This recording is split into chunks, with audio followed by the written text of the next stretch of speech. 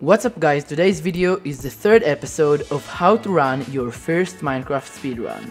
This is part 3 out of a 4 episode series, and in each episode I'll teach you one aspect of speedrunning. And when you will finish watching the series, you will have all the knowledge that you need to run your first Minecraft speedrun and even to get a respectable time. Episode 1 was about resetting. Episode 2 was about the overworld. And this episode is going to be about the nether. If you didn't watch the last 2 episodes, definitely go watch them and then come back to this video. In the last episode I showed you how to enter the nether, so I'll start where we last stopped. Before I'll show you the actual runs, I'm gonna teach you how to find a bastion and a fortress. More complex videos will be linked down in the description. To find a bastion, you need to open the F3 menu and turn your FOV down to 30. Now look at the E counter and spin 360 degrees until you see a spike of 20 to 40 entities, and this is the direction of the bastion. Pay attention to your height. If you spawn too high or too low, you should look at around Y level 64. If you don't see any spike, it means that there is no bastion in your render distance. You need to open the pie chart by pressing F3 plus shift and get it to the block entities menu like I showed in the first episode. Now you need to see if you have a mob spawner. If you don't see it, it means you don't have one in your render distance. Now lower your render distance by 1 and reload the F3 menu until you see it's gone. Now higher your render distance by 3 chunks and click F3 plus G to show chunk borders. Then you need to go to each direction of the chunk until you see the mob spawner is back. This is the general direction of the mob spawner. This is gonna be a fortress 4 out of 5 times. On average, 1 out of 5 times it's gonna be a treasure bastion which have a magma cube spawner. Again, there will be more detailed videos about it in the description. Now let's start the actual runs. The first run I'm gonna walk you through is a classic run. The nether spawn should preferably have a close by fortress. If you think you might get lost, you should save the nether portal coordinates, since you're probably gonna come back to this portal. In your way to the fortress, mine quite a lot of gold nugget ore. If you have a lot of beds and you need blocks, you can blow up one of the beds like I showed in the video. This is a quick way to obtain a lot of blocks. When you get to the fortress, you should locate the blaze spawners. When you find the blaze spawners, start killing blazes, and if there is any piglins nearby, trade with them between spawn cycles. When you get 6 or 7 blaze rods, you need to start going back to your portal. If you didn't get 12 or more ender pearls by then, you can either reset for a better time, or you can mine more gold and trade it with piglins on your way back.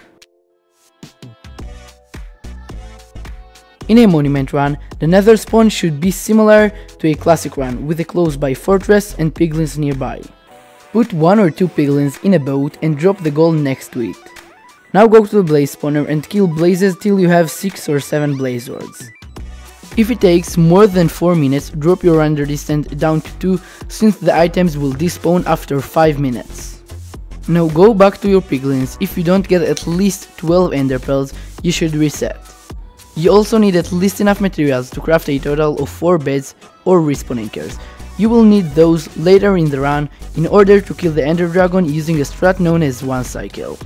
If you do get 10 or more obsidian, you can leave the nether through a different portal in order to get closer to the stronghold. From now on, I'm gonna refer to that as blind traveling. If you don't get 10 obsidian, you need to come back to your original nether portal. If your original portal was close to the monument, make sure to lower your render distance down to 2 so you will not get the mining fatigue effect.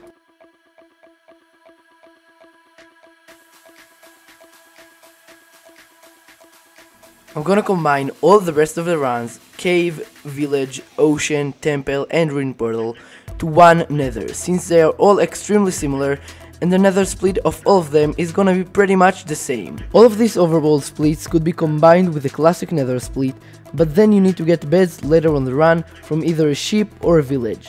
When you get into the nether, you need to E-ray for a bastion, and in your way to it, look around to find a fortress. If you are new into speedrunning, you should mine gold for gold armor in your way to the bastion. There are a lot of different routes for each bastion. I'll leave a link for videos about basic ones and also for advanced ones down in the description. If you haven't found a fortress yet, you need to pyrite whenever you have free time doing the route. Like I said earlier, a treasure bastion have a magma cube spawner, which means you need to go down, break it and reload the world. Then you can pyrite properly. Now follow the direction of the mob spawner until you find the fortress. Use your ender pearls for traveling if you have more than 12.